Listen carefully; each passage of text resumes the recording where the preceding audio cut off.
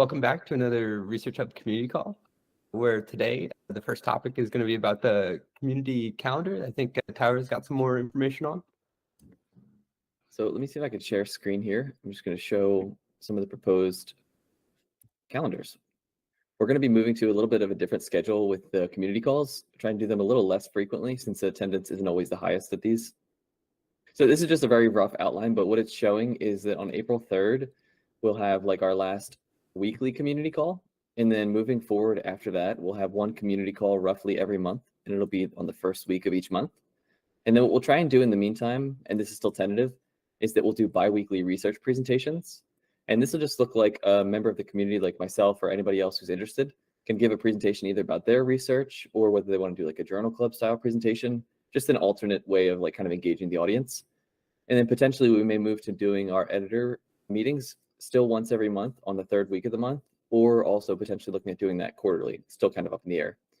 But I guess for the people here, what do you think about doing the community calls once a month? Does that sound reasonable? Or do you have any other thoughts about it? I mean, for now, I think that's a good idea. It might make more sense to have them more often. I don't know if there's more growth and more people who are willing to engage, but for now, it's probably a good idea. Cool. Yeah, I totally agree. I mean, we can always spin up more too, like if there's ever interest. So how about for the structure of the community calls? Do you guys feel it's easy enough to suggest topics, or is there a way we could do it better? Maybe like an Airtable form where you can kind of like gather stuff? Or does it need no change? I like a lot the Discord forum. I feel like that's working pretty well. I mean, it has been working since today, so I feel like it will also continue to work in the future. Maybe something we can do is going forward, we can ping people once a week to put down some things they want to talk about.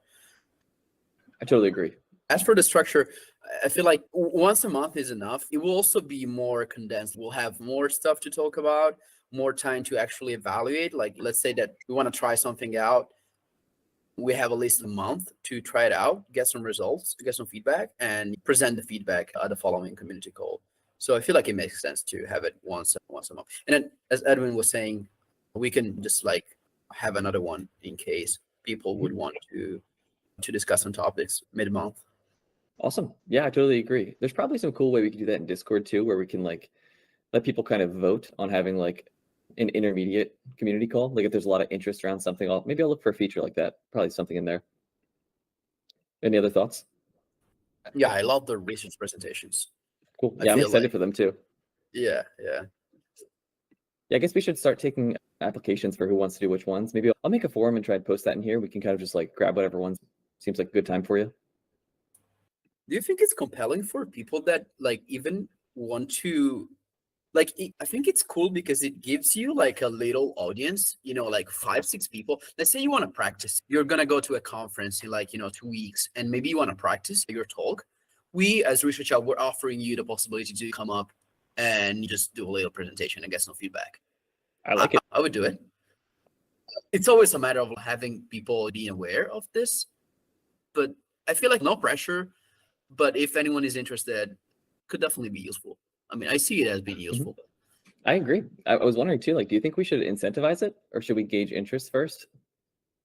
Yeah, I would try to gauge interest. Like I would try to do it like even on my lab, like if people want to practice, especially like non-English speakers that have to speak in English would probably like to do this. So it might make sense to spread the word a bit about this. I agree. Probably good for question and answers too, right? Because that's usually the hardest part of the presentations and academics is like the questions people are going to ask you after. So yeah. Yeah, and it will be present as if you were to talk to like a non-technical audience, because it will happen. Like if that happens, most of the time will be people that are not from the field, and so you're also practicing at answering questions that are like more like general or like thought-provoking questions kind of thing. Yeah, 100%. Awesome. Any other stuff, or should we move on to the next one? Sounds good to me. Okay, cool. Yeah, so the second one is the podcast annotation program. So we've been working on this a little bit. We actually hired a couple freelancers. We're going to aim for 3 total freelancers to each individually do a podcast summary, annotations, and figure adding. And so we have one person working on it live right now, and we're still in the process of hiring 2 more. So it's not too big of an update here, but just keep an eye. Probably within the next 2 weeks or so, you'll see maybe 1 to 3 of them start to drop. Just to shill the post that I published last night, it's not like fully done. Like I still need to add some references, but if you guys don't mind upvoting it just to be able to get it to the homepage, it'd be awesome. Yeah, this is awesome. I didn't realize you posted it last night. Yeah, I think this is a great, like, yeah, going through Huberman stuff. If there was any website that was doing this, I would use it. So this is awesome. It was great to do it too, Tyler, because some of the statements were inaccurate. And even Dr. Panda in the, like, kind of in the interview, he, like, thanked Dr. Huberman for basically his work in SciComm and then said it's not easy because in order to communicate things appropriately, like, you have to, not dumb it down is the wrong word, but, like, leave out some details. And so I think Huberman gets crap from other scientists for not being like perfectly accurate, but he does that intentionally in order to make it digestible for the average person. So I think there's a world where people, like I saw some tweet from a fairly famous scientist that was like subtweeting Huberman, making fun of his like $1,500 membership thing. And so I think people would want to criticize, just out of pure spite. And so I think there's a world where we could have a lot of discussion about the validity of the statements made. And then that's like show notes with scientists arguing about the citations. That's freaking amazing. Like there's no way Huberman wouldn't get into that too, to defend them. Like, that's amazing. So, This is exciting. We just need to get him to retweet it once. But this is great. It makes sense too, because like when you're in these long conversations, like he probably doesn't have time to prepare for it, where he could, ring off every single author of the publications he knows in 2 hours. No way. Exactly. Yeah, exactly. But he'll say them. He'll be like, oh, this Brazilian group did this one thing. So it's like people want to know about that stuff, like scientists that are listening. So yeah, having the references is awesome. Yeah, I'm glad you like it too, Edwin. Yeah, this is really a good idea. Probably the clearest market fit for ResearchHub I've seen thus far. Yeah, in my mind, I 10,000% agree. This is also the best effort per new weekly active contributor we've done so far. Like the ROI is ridiculously high here. So I even think like there's some stuff that we're doing in the community where the ROI is more long-term. And I feel like we should be focusing largely on content creation and just like having everybody coming up with cool ideas. Like we can hire some freelancers, just try a bunch of different things and see. Like we basically just need to get our hooks into people, for the first 500 like weekly active contributors, and then it might grow organically from there. Like the product we've already built might work. And then another thing, Tyler, I was thinking, this is a great opportunity for bounties as well. Searching through references, it was kind of fun, but also after I had written everything, like I was just burnt out and I just need to get this thing freaking out. And so like, it's not that hard to find one reference, if it's kind of buried, it maybe takes like 20 minutes, half an hour. And so that's 1,000 RC, like 1,000 RC for anybody who fills in a reference that I didn't get, and like, I think we could get a bunch of people contributing that way. It would be pretty easy. I think it's a perfect use case. I wonder about the workflow. So like, how would you go about doing that? Would you want them to put it in the comment section and then just blowing it out to the extreme case? Like does the comments become only references at that point? Potentially, yeah. I think just to get started, and then I could incorporate it in. I think over time we'll have like pull requests basically, so you could do that. But like just to hack our way to that end state. Putting bounties on the comments is still not like a clear process though. I've had like bugs trying to do that, so I need to fix that before, especially if we're gonna like get Huberman to tweet it out or something like that. I feel like we need to fix that and make sure everything that would work or that would be related to that particular flow like works pretty well by the time.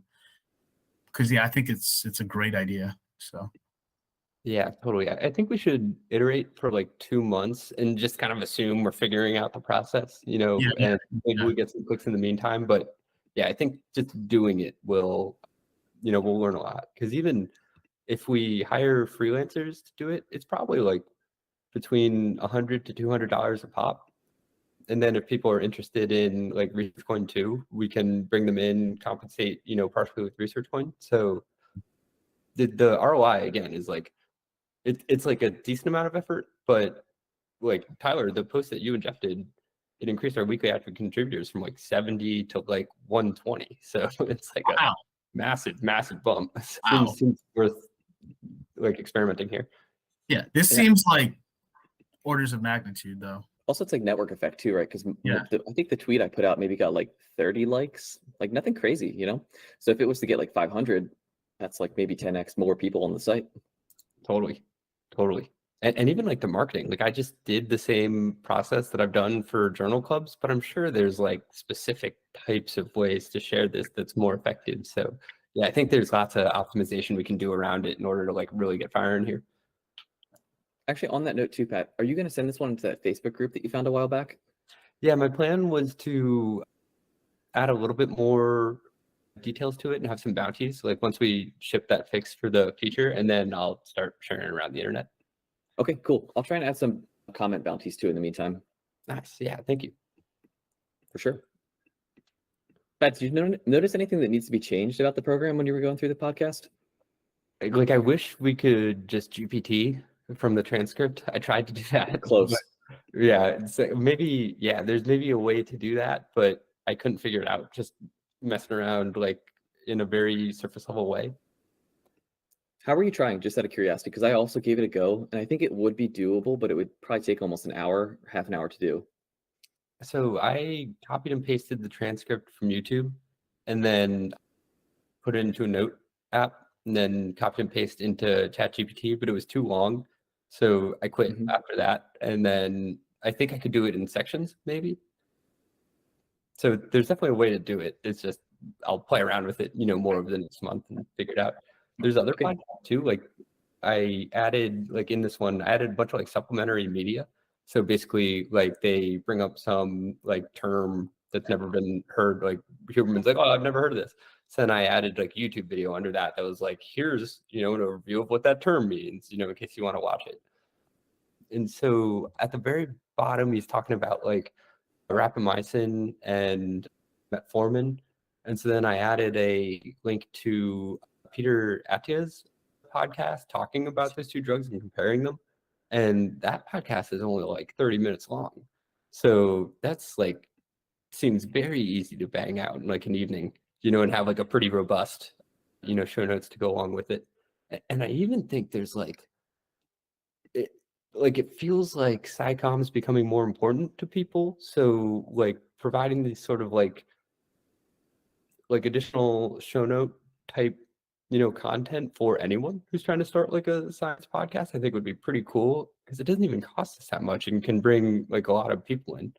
And it was like, I learned a lot. Like it wasn't like fun, but it was like kind of fun, like looking up references and stuff. So I totally agree. I think it's a good idea doing the short form podcast too, because like the ones we were doing were like 2.5 to 3 hours, and that's like significantly more time for the references and the figures too. But I wonder like twofold. I think Eleanor Shiki just started doing a podcast, so she probably has these show notes maybe already half built. Maybe we can tap into her and see if she wants to upload posts for like a small little bonus. that's so But cool. oh yeah, her first one was really good too. It was a guy talking about like mushrooms, just broadly speaking. He was a professor from I think Miami University.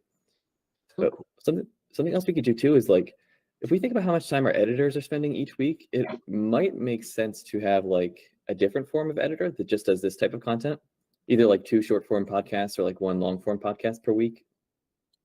Yeah, I think that revamping the editor program is going to be a good idea because like it works well. Like I can't tell you how useful it is whenever I talk to new engineers or like investors and stuff, they're like, oh, this is pretty active. Like there's, a lot of people here like talking about stuff.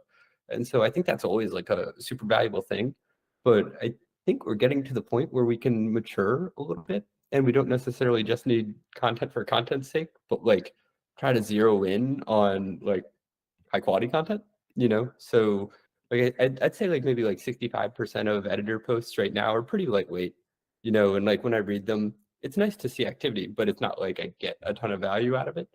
And so starting to like optimize, what people are spending their time on, I think would be pretty valuable long term. Because I think content marketing is like, it's the most successful thing we've done so far. We didn't even really try to do it. It's just you and Jeff, came up with a cool idea. So it's also evergreen forever. It's in Google. So yeah, I think it'll work. think too, like one thing Like, we had, yeah, oh, go sorry, ahead, Tyler. Ricardo. No, No, it's go all ahead. good. You can go ahead. Dude, I'm on mute, so you could just do it. Okay, so no, this was like kind of like bringing back memories from like when I did, because like I see changes in here when I did that joint post a publication peer review with Jennifer and changes them back in the days. I think it was probably like a year ago, and that was fun. Like, we worked together on something like that. So I feel like if we get like two editors that could potentially work together and work on a podcast and create content like this, it's kind of similar to what we did already, just in like a different context. So it would definitely work, in my opinion.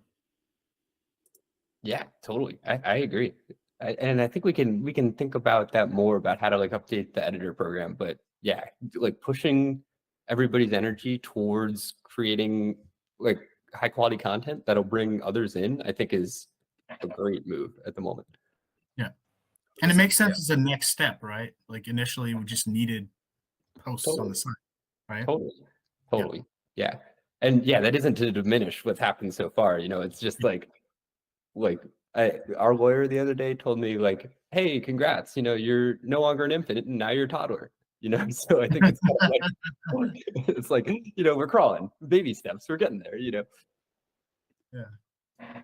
Yeah, I was just gonna add too, like it taps into like a somewhat different audience too. Instead of just being like very narrow topic areas for each of the editors, this is a lot more approachable because like a lot of people listen to podcasts, but also like the areas they cover are very broad. Like maybe it's like 30 different papers or subtopics all in one. I had no idea Huberman is like the #1 podcast in the world. It's like top 3 in like every single chart. And like I listened to a couple of sports podcasts that I thought were big, and this is like tremendously big. So it's a big. It honestly gives me faith in humanity that like it's not layman's content. Like it's fairly rigorous, And I was listening to the one about epigenetics, and I literally studied epigenetics, when I was in grad school, and I was learning stuff. And so, yeah, there's demand for science content, which is cool. Yeah. So I guess like it makes sense to double down on that kind of stuff, and I think we should do it in many different ways possible. Yeah, totally agree for sure. So what other podcasts do you think would be good candidates for this?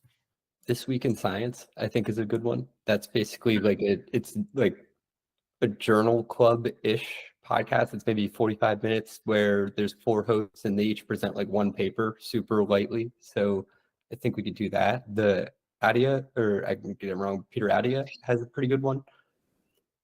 Yeah, I think we should just have everybody like find their favorite science podcast and type it up, because most of them will be easier than like that almost 3-hour, Human Lab style. Like, yeah, fair enough. Yeah. Yeah, I think David Sinclair was someone else they mentioned too. totally. Mhm. Yeah. Sean Michael Didier. Yeah, the other thing too is this is like a lot better than Huberman's show notes. So I think Yeah, I was eventually we checking can this get a link on the show notes, to be like, just go here if you want to talk about it, because it's, he gets more engagement. There's the incentives are very aligned. So I think we could do that for like a lot of different podcasts. Also, do you know anybody who knows Huberman?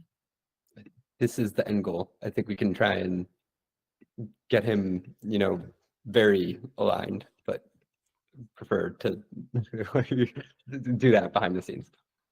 Okay. Well, okay. Yeah, quick Huberman will like mention ResearchHub, like, or like if you want to further discuss this, go to ResearchHub in his podcast, or it's too early to say that.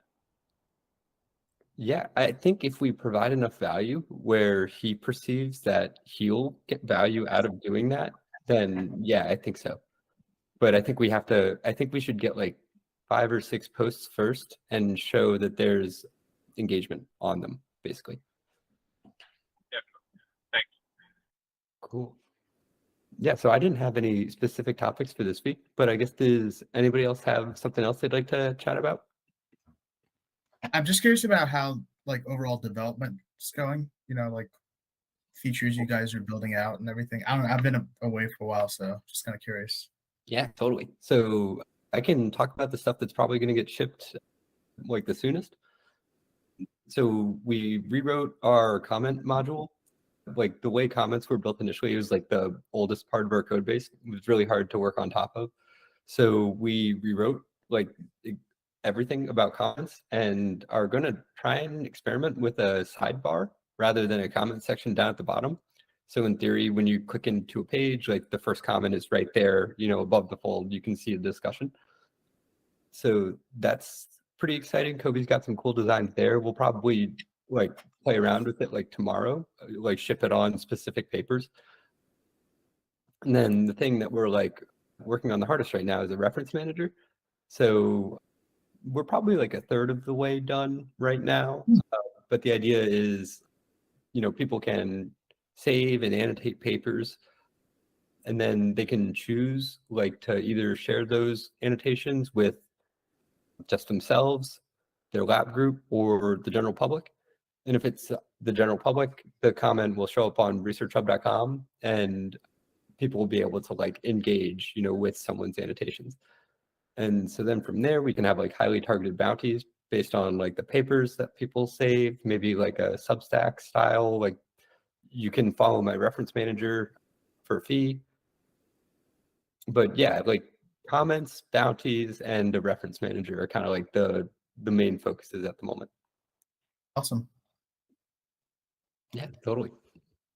Yeah, and community side, we are working on a community website, but yeah, we'll show off something whenever we have something ready. But if there's anything that you would like to see on the community website, feel free to suggest, you know, anything that you'd like to see on there. But yeah, community side, we're focused on that at least for the next month or so.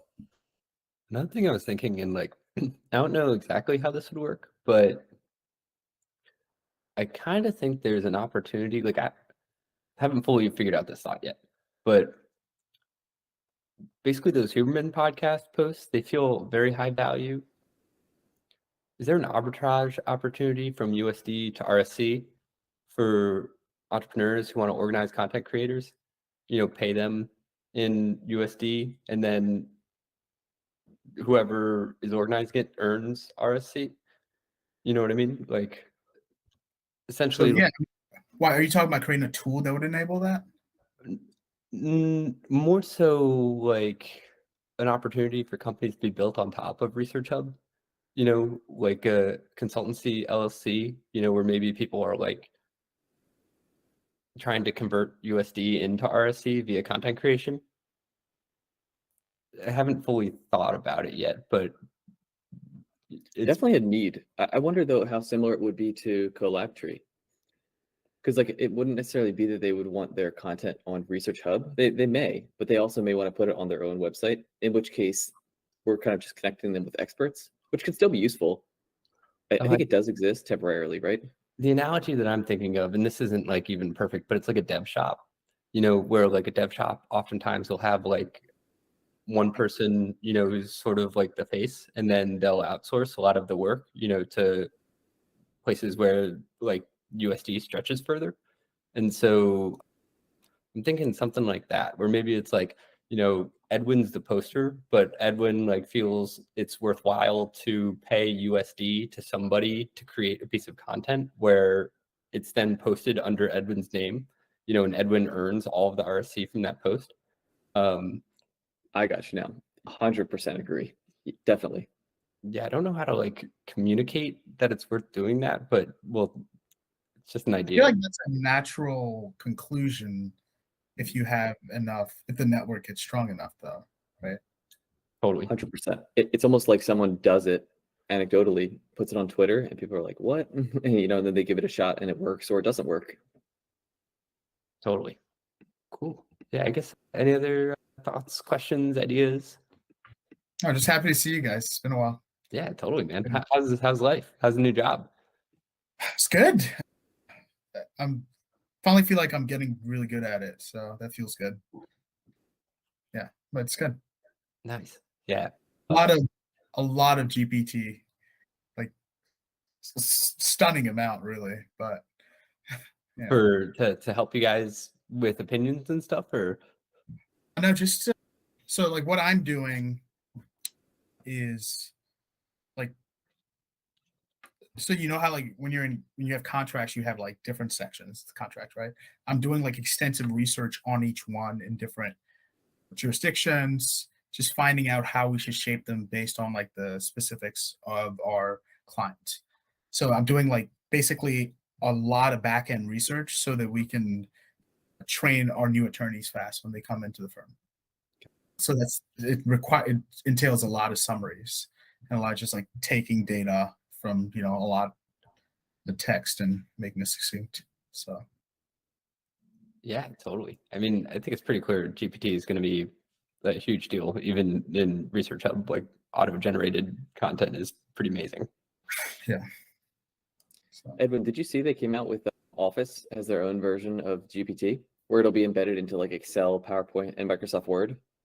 I had not seen that. It may be more useful for you because I can imagine it would do like the workflow quite a bit better. Yeah, because I mean, I have to like take it and put it into Playground and copy and paste it. So if we can do that, yeah, that'd be pretty useful. Yeah, I think that's like the exact niche that they're trying to solve, is like plugging in multiple things and kind of like taking them out. Yeah. Yeah, I don't know if it's public yet, but definitely keep an eye on it. They talked about it, I think, last week. Definitely will. Sweet. Cool. I guess any other topics you guys would like to chat about?